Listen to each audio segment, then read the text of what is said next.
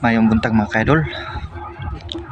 Shout out o God bless ka natong tanan mga kaidol.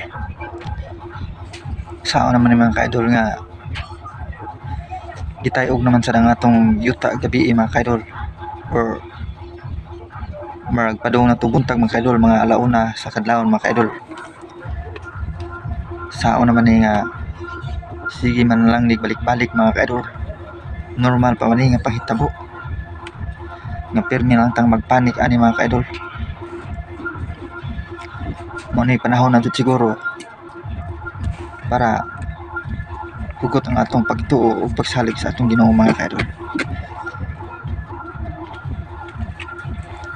Sa akong na dungog sa mga balita mga kaidol, ingon sila normal, pero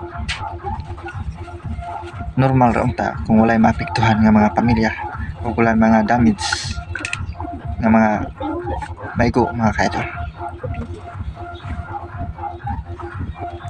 This is not normal sa mga naapektuhan mga kaidol.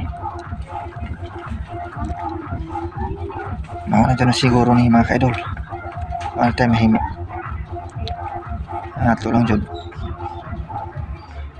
ang pag-ampo o pagsalig nga unta dili lang dyan tama apektuhan pag-ayaw mga kaidol.